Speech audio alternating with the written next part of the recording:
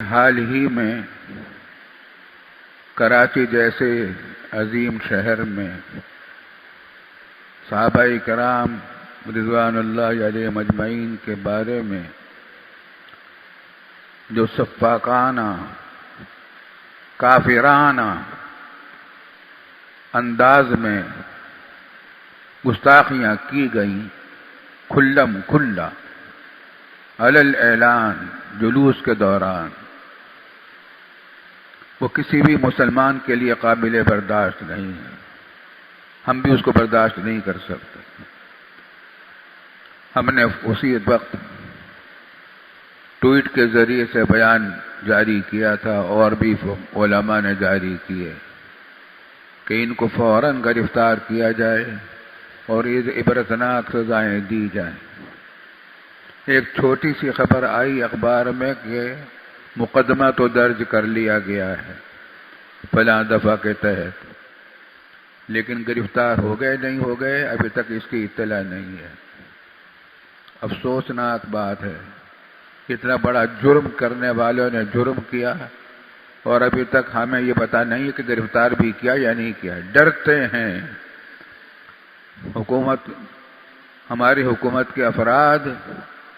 افسوس کی بات یہ ہے کہ یہ حکومت کا غلامی کر رہے ہیں، مجرموں کے سامنے ہتھیار ڈال دیتے ہیں اور جرأت نہیں ہوتی کہ ایسے لوگوں کو عبرتناک سزائیں دیں۔ بس مقدمہ درج کر لیا، چھوٹی سی خبر ہے، اب مقدمہ درج کر لیا، کبھی عدالت میں پیشی ہوگی، کیا ہوگا۔ اس واسطے در حقیقت دل دکھا ہوا ہے۔ صحابہ کرام رضوان اللہ علیہ مجمعین ہمارے دین کی بنیادوں میں سے ایک عظیم الشان بنیاد ہیں۔ وہ ہمارے سب سے بڑے انبیاء کرام علیہ السلام کے بعد اور حضرت صلی اللہ علیہ وسلم کے بعد اس امت کے سب سے بڑے محسن جماعت صحابہ کرام کی ہے۔ اس زمین و آسمان نے حضرت صلی اللہ علیہ وسلم کے بعد ایسے عظیم انسان نہیں دیکھے۔ زمین و آسمان نے آج تک جیسے صحابہ کرام رضوان اللہ علیہ مجمعین تھے، تاجدار دو عالم سرور کونین صلی اللہ علیہ وسلم کی تربیت اور ان کی، بلکہ میں تو کہوں گا کہ ان کا معجزہ کہ 23 سال میں کیسی کایا پلٹ دی تھی پورے عرب کی اور کیسی قوم تیار کر دی صحابہ کرام کی۔ پھر قرآن نے جگہ جگہ ان کی عظمت کی گواہیاں دی۔ قرآن کریم میں فرمایا والذین معہ اشداء علی الکفار رحماء بینہم۔ رسول اللہ محمد الرسول اللہ، محمد الرسول اللہ، محمد اللہ کے رسول ہیں، یہ قرآن کہہ رہا ہے، محمد الرسول اللہ۔ والذین معہ، اور اس کے ساتھ جو لوگ ہیں وہ کون ہیں؟ وہ کون لوگ ہیں؟ صحابہ کرام ہیں۔ والذین معہ اشداء علی الکفار رحماء بینہم، دشمنوں پر بہت سخت ہیں، دشمنوں کے مقابلے میں، کفار کے مقابلے میں۔ مسلمانوں سے نہیں لڑتے یہ، دشمنان اسلام جو کافر ہیں ان کے معاملے میں سخت ہیں۔ اگر وہ کوئی غلطی کام کرنا چاہیں گے اسلام کے خلاف تو برداشت نہیں کر سکتے۔ اشداء علی الکفار رحماء بینہم، لیکن آپس میں ایک دوسرے کے ساتھ بہت ہی رحم دل ہیں، ایک دوسرے پر جان دینے کو تیار ہیں۔ ان میں آپس میں جھگڑے نہیں ہیں، حسد نہیں ہے، اختلافات اپنی ذات کے لیے کسی قسم کے نہیں ہیں۔ دشمنان اسلام ہوا دیتے ہیں صحابہ کرام کے اختلافات کی۔ تاریخ میں جو واقعات پیش آئے ان سے ناجائز فائدہ اٹھا کر گمراہ کرنا چاہتے ہیں صحابہ کرام کے بارے میں۔ جنگ صفین جو حضرت علی اور حضرت معاویہ کے درمیان ہوئی تھی، دشمنوں نے، منافقین نے طرح طرح کی تدبیریں کر کے مسلمانوں کا آپس میں لڑا دیا تھا۔ معاہدہ ہو چکا تھا کہ صلح ہو جائے گی، رات کو تیاری شروع ہو رہی تھی، ادھر سے کچھ منافقین نے ادھر تیر پھینک دیے، ادھر سے اس کے جواب میں ادھر سے آ گئے، اور یہ اعلان ہو گیا کہ معاہدہ ٹوٹ گیا۔ چنانچہ صبح کو جنگ شروع ہو گئی۔ اس سے پہلے رات ہی کو جب جنگ کی تیاریاں ہو رہی تھیں، حضرت علی رضی اللہ تعالیٰ عنہ سے پوچھا گیا کہ ہمارے جو ساتھی شہید ہو جائیں گے، قتل ہو جائیں گے تو وہ کیا ہوں گا؟ کہا کہ وہ شہید ہوں گے، اور کہا کہ معاویہ کے لشکر کے لوگ جو ہمارے ہاتھوں سے مر جائیں گے ان کا کیا ہوگا؟ کہ وہ بھی شہید ہوں۔ حضرت معاویہ سے بھی یہی سوال کیا گیا، انہوں نے بھی یہ جواب دیا کہ ہمارے آدمی اگر مریں گے اس قتال میں تو وہ بھی شہید ہوں گے، اور علی کے آدمی جو اگر مریں گے تو وہ بھی شہید ہوں گے۔ ایک دوسرے کے دشمن نہیں تھے، شرعی دلائل کی بنیاد پر وہ سمجھ رہے تھے کہ ہماری ذمہ داری ہے کہ عثمان غنی کا بدلہ لینے کے سلسلے میں جو کارروائیاں ہونی چاہیے وہ ہوں۔ لیکن دیکھ لیجئے، اخلاص تھا آپس میں، رحماء بینہم، آپس میں رحم بھی کرنے والے تھے، دشمن نہیں تھے۔ انہوں نے اپنی بیٹیوں کی اولاد کی شادیاں کی، حضرت علی، حضرت عثمان غنی، حضرت فاروق اعظم، ان سب صحابہ کرام کی آپس میں شادیاں، انہوں نے اپنے بچوں کی شادیاں کی، رحماء بینہم۔ حضرت مولانا نافع گل صاحب نے ایک ضخیم کتاب لکھی ہے، اس کا نام ہے رحماء بینہم، آپس میں رحم دل ہیں۔ قرآن نے بھی یہی لفظ کہا صحابہ کرام کے بارے میں، قرآن گواہیاں دے رہا ہے کہ اشداء علی الکفار رحماء بینہم، آپس میں رحم دل ہیں، قرآن گواہیاں دے رہا ہے۔ تراہم رکعا سجدا یبتغون فضلا من اللہ ورضوانا، یہ کیا ان کا طرز عمل کیا ہے، کرتے کیا ہیں؟ تم ان کو دیکھو گے کبھی سجدے میں ہوں گے، کبھی رکوع میں ہوں گے، عبادت پہ مشغول رہنے والے لوگ ہیں۔ کیوں ہیں عبادت کس لیے کرتے ہیں؟ یبتغون فضلا من اللہ ورضوانا، اللہ تعالیٰ کے فضل اور ان کی رضا حاصل کرنے کے لیے رکوع اور سجود میں ان کا بڑا وقت گزرتا ہے۔ سیماہم فی وجوہہم من اثر السجود، ان کی علامت سجدے کی یہ ہے کہ ان کی پیشانیوں پر سجدے کے نشان ہیں۔ سیماہم فی وجوہہم، علامت ان کے چہروں کی یہ ہے کہ ان کے چہروں پر سجدے کے نشان ہیں۔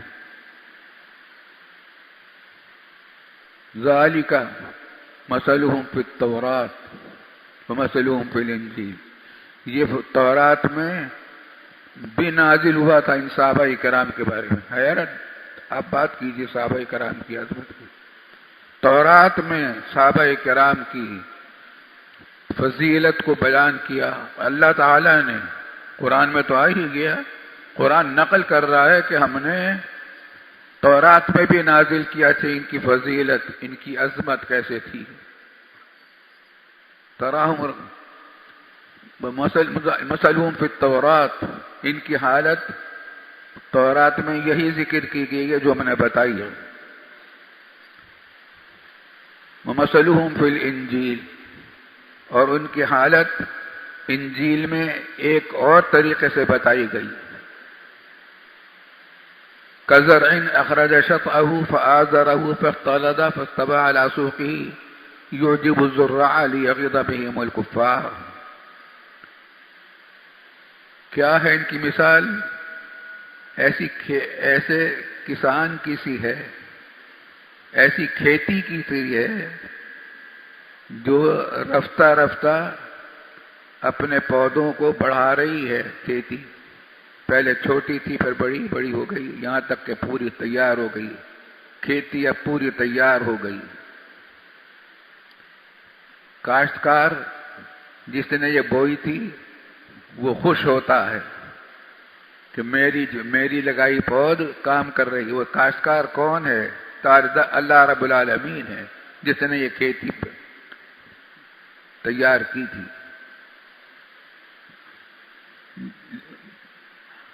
یوجب الزراع لیغیظ بہم الکفار، اور یہ کھیتی اللہ تعالیٰ نے اس واسطے پیدا کی ہے، مراد کیا پیدا کی جائے گی جب رسول اللہ صلی اللہ علیہ وسلم آنے والے ہوں گے، کہ جب وہ کھیتی تیار ہو جائے گی تو اللہ تعالیٰ تو خوش ہوں گے اس کھیتی کو دیکھ کر، ان صحابہ کرام کو دیکھ کر، خود ہی پیدا کرے ہوئے ہوں گے۔ لیغیظ بہم الکفار، یہ کھیتی اس واسطے تیار کی۔ کھیتی کیا ہے؟ صحابہ کرام ہیں۔ پیداوار زمین کی کیا ہے؟ پیداوار ہے، صحابہ کرام ہیں۔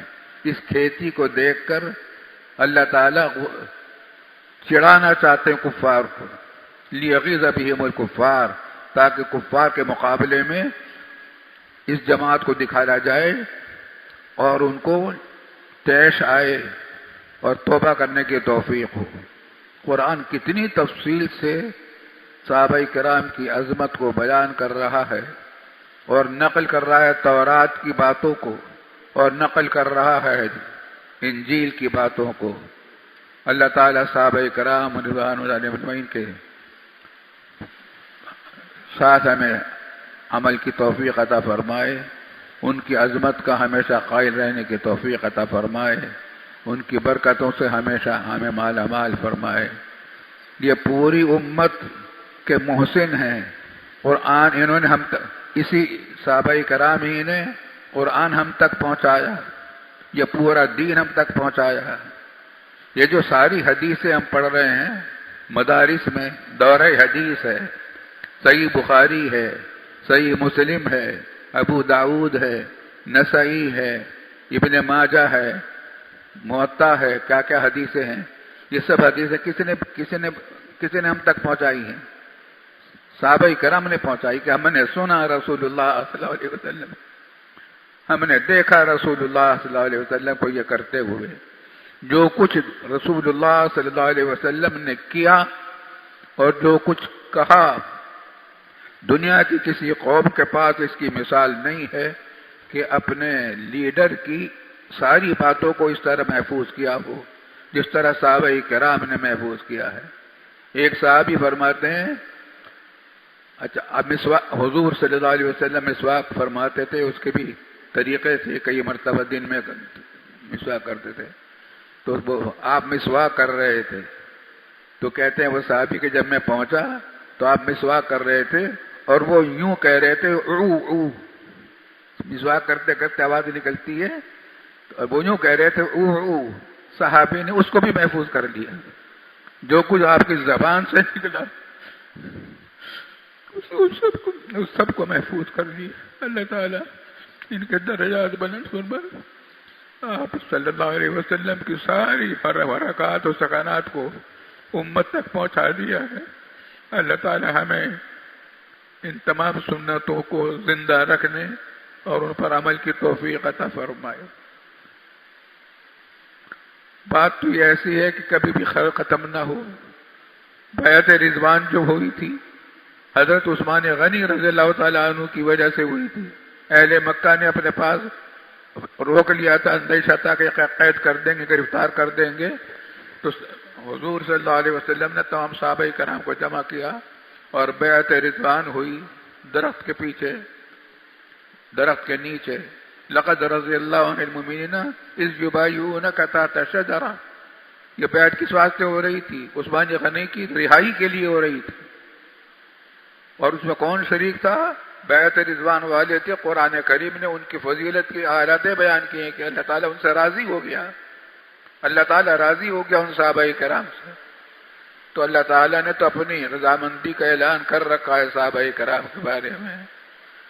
اللہ تعالیٰ ان کے برکات سے ہمیں محروم نہ فرمائے، اور جن لوگوں نے گستاخی کی ہے ان صحابہ کرام کے بارے میں اللہ تعالیٰ ان کو سزائے عبرتناک سزا دینے کا کہ توفیق دے ہمارے حکام کو، ان کو ڈرنا چھوڑ دیں،